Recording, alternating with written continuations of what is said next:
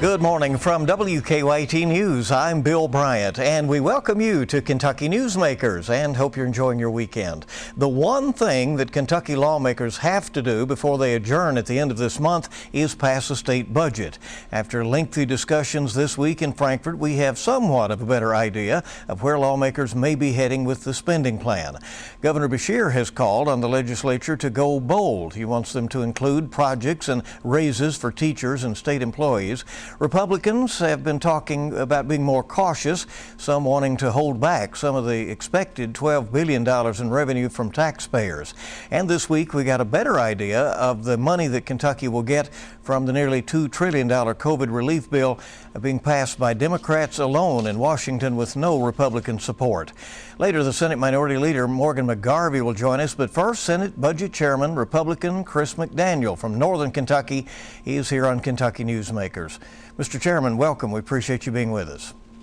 Thanks for having me, Bill. I appreciate it. You held meetings this week. You got a better sense of the revenue picture from the state budget director in what may come in, what options you may have. Does the fact that Kentucky will get some of that $2 billion from the COVID relief bill change the calculus with the budget planning going forward? You know, I think that the federal dollars that we will see come in, absolutely, they change the state's financial picture. But what they don't do is change it in a time frame that allows us to reasonably get out the Commonwealth's budget and still preserve the ability of the General Assembly to override vetoes as we see necessary. So we look forward to seeing the details as they're emerging here. But I still think that the state's original spending plan that you'll see us pass will be a very conservative budget focused on the ideas that we still need to get ourselves back to a regular employment schedule, and we also need to make sure that the economic recovery is on solid footing. These additional federal dollars will be nice, but they won't necessarily make it mandatory that we spend those dollars. Does the one-time federal money provide an opportunity to do some projects, like maybe finishing out the system to deliver broadband to the state, or will those funds be tightly restricted, or do you have an idea about that yet? Well, you know, a lot of the things that are coming through the federal government, we don't know what all the restrictions will be necessarily at this point. I will say that my base understanding on the broadband is it won't be something that will be able to be used for the Kentucky Wired project. It seems to be more for delivery of that last mile of service, which Kentucky Wired's not supposed to be able to deliver. So we are going to have to understand some of these federal restrictions that come with the dollars on a variety of programs before we know exactly how to let the governor spend those. Mr. Chairman, you've referred to a more conservative budget approach than what the governor proposes, raises for teachers and state employees in his plan. Will the legislature provide that, or can you give us some hints on what this spending plan may look like? I would say that the majority of this spending plan will reflect the fact that the Commonwealth normally writes a two-year budget. And so if we're going to write a two-year budget, those raises that weren't otherwise incorporated last time won't necessarily find their way into this. First of all, as a matter of course, because the Commonwealth does normally have a biennial spending plan. And then secondarily, it's just a bad time to be attempting to give raises to inside of the public sector when the private sector has seen massive unemployment throughout the last year, and there's a fundamental fairness that has to be struck there. Some Republicans have called for more money to go into reserves for the state, but there are several economic forecasts projecting strong growth going forward on the national level. Do you expect Kentucky to benefit from that trend, or do you feel that it is best right now to save for what could be another rainy day? So I think that the answer is yes to both of your questions. First of all, we have worked diligently over the last three budget cycles to build back up a reserve in this state. You'll recall that when the previous Governor Beshear had left office, there was no rainy day fund left. A prudent number is to get somewhere between 5 and 8.5% of general fund revenues in that rainy day fund, and I think that that's something we need to shoot for. But I do think, and it does appear, that the nation is poised for pretty solid economy moving forward. And the good thing is, when the General Assembly adjourns, we will be back here in 9 short months. And assuming that happens, we have a lot more opportunity in next session to really begin to make some solid investments. And we will have a solid reserve for the next time that a downturn in the economy comes. Because it's not a question of if it comes, because it will come. It's just a question of when, and we need to have the Commonwealth on solid footing for when that happens. If the revenue does start coming in better than projected in this year ahead, how does that work if you have a spending plan in place? Does the governor then have some authority about how to spend what comes in over and above that? No, we will require all of that to go into the Commonwealth's what we call the Budget Reserve Trust Fund, which in essence is a savings account. We will require that to go into the Commonwealth savings account, and then the governor can make a proposal next January as how to spend those revenues. And we'll take a look at what he proposes and see where we can agree. And then I'm sure we will have our own priorities at that point and make some decisions. At the end, the Republicans have what some have called a super-duper majority in both chambers right now. The governor can strike out individual spending allocations with a line item veto. He can't put anything in there that the legislature has not put in. Do you believe that the budget then will probably go about as submitted by lawmakers? It will probably the final product will probably be very, very similar to what we send to the governor. I mean, he may have some legitimate objections and strike those out, and we'll consider them. We've tried very diligently to work with the governor to the extent he allows that to happen. And I anticipate this process being no different whatsoever. When the governor succeeds, Kentucky succeeds. And when the General Assembly succeeds, Kentucky succeeds. And so we want to find the place where those priorities overlap and make sure that we can do what's best for Kentucky. The legislature stripped the governor of emergency power early in the session with 3 bills that he then vetoed, and then the legislature overrode those vetoes easily. He has sued. A judge has those laws on hold for now. The ruling on the injunction said the legislature was trying to micromanage a crisis rather than provide oversight. Do you think the legislature will ultimately prevail and be in charge of future long-term emergency situations? I don't think the legislature is actually looking to be in charge of emergency situations. We're looking to have input and provide oversight as contemplated in the state's constitution when those situations arise. And I certainly hope the legislature will prevail, because ultimately what we have right now is a single individual who is rewriting the Constitution of the Commonwealth. And if the legislature is not going to provide oversight to the executive branch, that changes the entire nature of our government. And it's certainly something that I hope to see us prevail in, because I believe constitutionally we're mandated. This is a part-time General Assembly. And so the governor has to have pretty broad authority to act. But when these emergencies extend like this, the people who are closest to the electorate need to be involved, at least in providing some degree of oversight to what's happening. Senator, for our viewers out there, what would that have looked like ideally? I mean, the governor says members of his administration have testified numerous times before interim committees and before the legislature, and that there have been some discussions. But what would have been a better scenario from the standpoint of the Republican legislature? I think that ideally, the governor would have involved, at a minimum, the members of leadership of both chambers. And frankly, I've heard the complaints from the Democrats as well that they haven't been involved in this process, that he would have brought them in and said, here's the data we're seeing, here's the actions we're taking to combat that data, or to combat the problems that data identifies.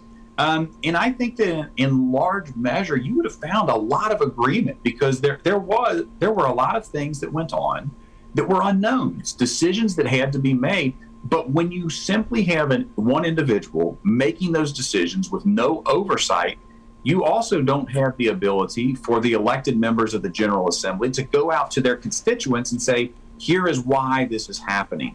And so I think that collaborative process, in large measure, is what the framers, not just of the Commonwealth, but of the nation, envisioned. And so that type of a process would have been more prudent. I think that there are many cases where potentially he should have had General Assembly approval to take some of the actions he took. But at a minimum, the involvement of the leadership on both parties of both chambers to help identify some of the problems and solutions affiliated with the pandemic. Mr. Chairman, we're nearing the end of this session. What do you think the key accomplishments of this 2021 session of the General Assembly will be? You know, constitutionally, you hit the nail on the head at the beginning, Bill, which is we have to pass a budget. We have to put in place a spending plan for the Commonwealth. Beyond that, what people really want is businesses open, children in schools, vaccinations distributed, and masks off of their face. I think by and large, Senate Bills 1 and 2, as well as House Bill 1, would have accomplished those in a reasonable measure. And I'm looking forward to the conclusion of litigation and the resumption of normalcy in the Commonwealth. The Secretary of State, Michael Adams, says that the redistricting will be done before next year's elections. Do you expect the drawing of those lines to take place on that time frame, and will that be contentious? Redistricting is always contentious. It doesn't matter if you have split chambers with Republicans in one and Democrats in the other, or everybody on the same side, because there's nothing more personal to constituents and also to the elected officials than who they represent and who is representing them. So it will be contentious. That's inevitable. I certainly hope, my hope would be honestly that the governor would call us back into a special session. That way, when the filing deadline comes in January, everyone knows who wants to put their name into the ring for public service. Everyone knows what district they'll run in, rather than the potential to come in, file under a particular district, have that district change. I just think that's fundamentally unfair to our democracy. So my hope would be the governor calls us back into a special session. I'd like to get it done now, but the fact is we just don't have the census data to be able to legally do it. Come back into special, get it knocked out, and let everybody run appropriately in January. I'll ask you for a quick answer on this, and that may be something you want to do anyway. Senator McDaniel, you ran for lieutenant governor in 2015 with James Comer. Does your interest in statewide or higher office continue? Oh, no, I'm perfectly happy with where I sit here. I get a wonderful position to where finance and public policy cross, and I love what I get to do every day. Senate Budget Chairman, Republican Chris McDaniel, thank you for being with us today on Newsmakers. We appreciate it very much. Thanks for having me, Bill. Stay with us. We'll be back with Senate Democratic Leader Morgan McGarvey. He also sits on the Budget Committee, and that's next on Kentucky Newsmakers.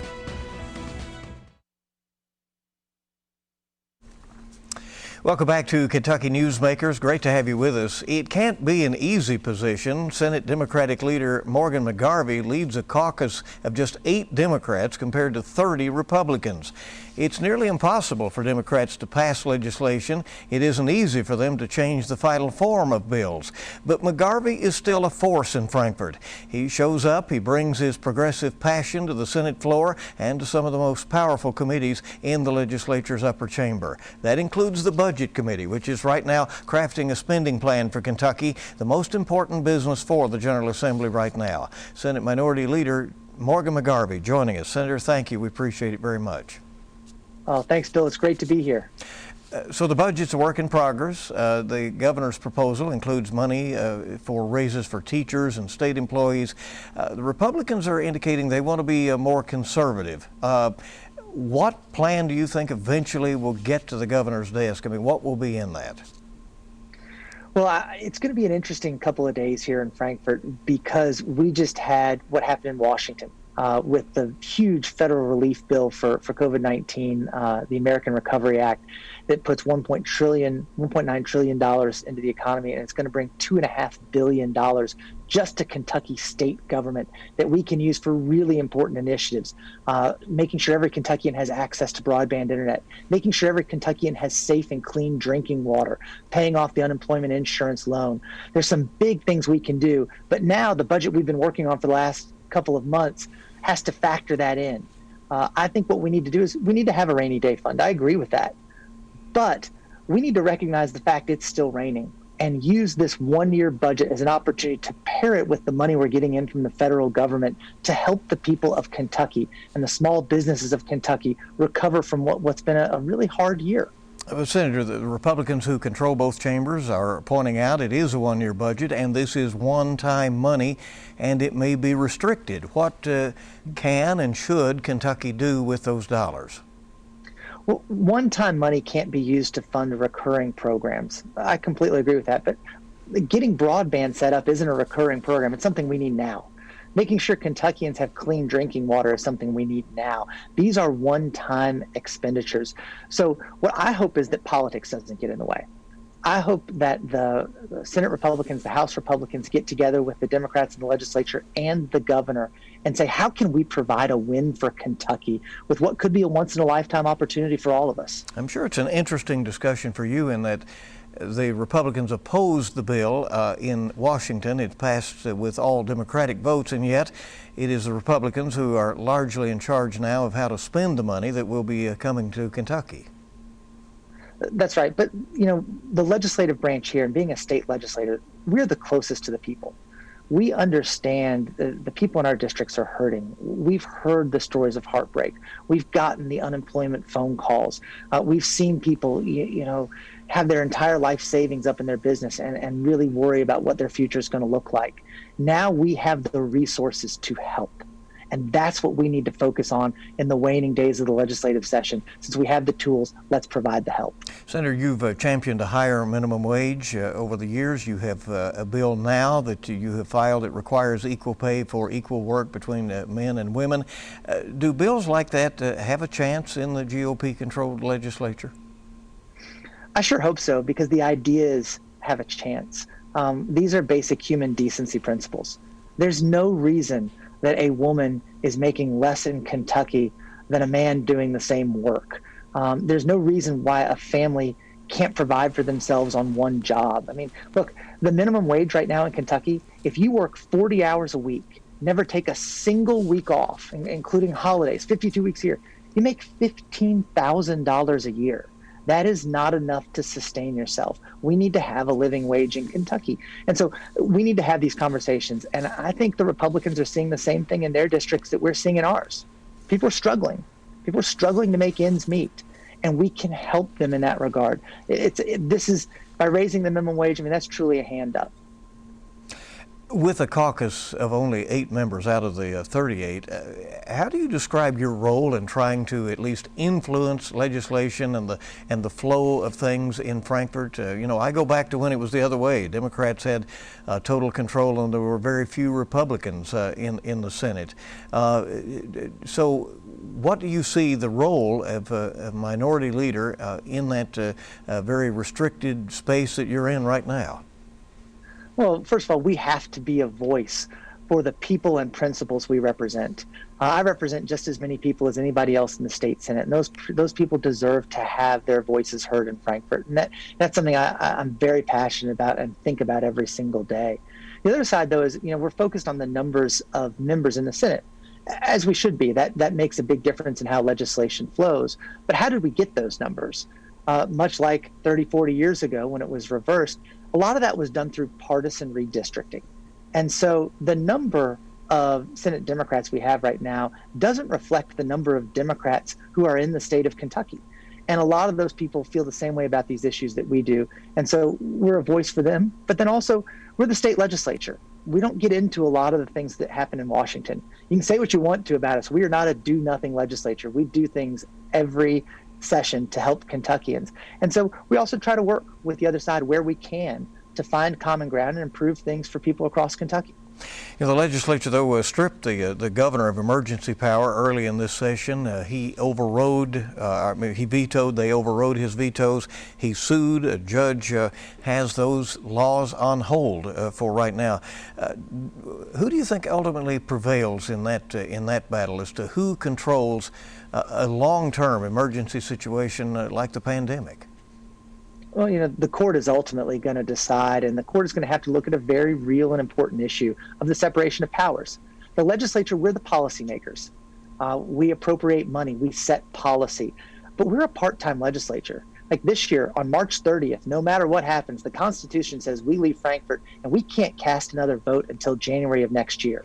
We are not the type of body you want responding to an emergency, whether you're a Democrat or a Republican. That's not what 138 people who are here only part of the year are equipped to do. That's a function of the executive branch, not of Governor Beshear, not of Governor Bevin, not of a Democrat, not of a Republican, but of the office of the governor. And so I think that's something the Supreme Court is going to have to look at and weigh very carefully. Take COVID out of it. We just saw Kentucky ravaged by ice storms, particularly in eastern and southeastern Kentucky. It's the executive branch that can mobilize all those resources and marshal the different cabinets and the National Guard to go and respond very quickly and swiftly. And that's what the executive branch does. Senator McGarvey, what do you hope is accomplished by this legislature before adjournment later this month? The focus has to be the pandemic, and we have to remember that the pain from the pandemic is real. It is not partisan. All of us, no matter if you're in Louisville, Lexington, or from the far reaches of Kentucky, you have people in your district struggling. We can provide that help, particularly with the money that's being provided by the federal government. We cannot get out of here without helping ease people's pain as we try to get out of this and get to the other side. You won your Senate seat in 2012 there from the Louisville area when you were barely in your 30s. Many said, here's a young man on the go. And many have said that you're likely to seek higher office at some point. Do you have your eye on something right now? No, not right now. And look, I really enjoy what I'm doing. And if an opportunity presents itself, I will certainly look at it. I'll also remind, and anybody out there who's in my situation understands this, we have 3 children, 9 and younger, the youngest of whom is 2.5. And I was up to for about an hour from 2:30 to 3:30 this morning, and she's getting her 2-year molars. And so this is not a time where I'm looking to make the schedule busier at this moment. When you look at where Kentucky is right now in our story, and moving forward, what would you like to see the next few years in terms of where we go from here? We have to make progress. And look at what we're talking about spending the money on from the federal act that's coming down. We're talking about making sure every Kentuckian has access to the internet, which we need. We're talking about making sure every Kentuckian has access to clean drinking water, which we absolutely need. But those initiatives really only take us to about the end of the 20th century. We need to be focused on who and what Kentucky is going to be in the 22nd century. And we're 21 years into the 21st century right now. We need to be setting ourselves up for long-term success. That means investing in education, making sure that we have a solid pre-K program for every child in Kentucky, affordable childcare and kindergarten options, setting children up for success long-term. These are the things we need to be focused on so we can truly continue to attract the industries and the jobs of the future that we want. We have to make those investments today because the fixes for Kentucky are not overnight. They're generational. And we as policymakers need to have that long-term policy vision to make that happen. Senator, one thing that our viewers might find interesting is that I'm sitting in the seat right now that your dad sat in about 50 years ago. John McGarvey was anchor here at WKYT back in the day during his time at UK, and you said he and your mom are having a special kind of anniversary this week, huh? That's right. No, we're going to celebrate with them. 50 years ago this week, they went on their first date, and people watching will love to know that it was at the Two Keys Tavern. And so we're excited to be with them. But yeah, Dad is still a Central Kentucky boy at heart, and always enjoyed being on WKYT. We talk about tumultuous times we're in now. When he was there were some tumultuous times, and he still has his WKYT issued hard hat that he would take to protests and things. He still has that in the basement. Very interesting. Well, give him a rest, and your mom as well. Thank you, Senator. We really appreciate you being with us. Bill, it's always good to talk with you. And stay with us now. We'll be back on Kentucky Newsmakers.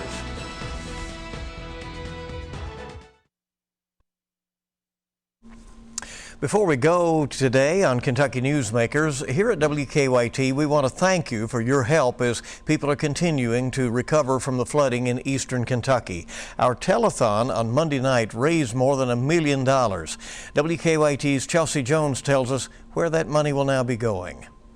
Well, certainly we know many people are still trying to recover from the extensive amount of flood damage, and after last night's successful fundraising efforts, it's now time for people to apply for that assistance. Powered by major donors and hundreds of smaller contributions, the Appalachia Rises Telethon on WKYT raised more than $1.1 million to help those impacted by recent floods. It's fantastic. It, I think, exceeded our expectations and just shows the real power of collaboration, partnership, and what can happen when Kentuckians come together. Launched by the Moorhead-based ag tech company AppHarvest, the Appalachia Rises initiative brought together more than half a dozen organizations, including the Appalachian Impact Fund and the Bluegrass Community Foundation. It speaks to, I think, the extent of the crisis and how devastating the floods really have been. The funds will provide emergency relief to farms, small businesses, nonprofits, and families in Appalachia trying to rebuild. It's incredible to see our region pull together in a time of need, but the work is just getting started. This isn't the finish line, it's just the beginning, and there's going to be a lot of hard work that needs to happen in the months to come. And people have until March 14 to apply for funds from the Appalachia Rises initiative. In Lexington, Chelsea Jones, WKYT.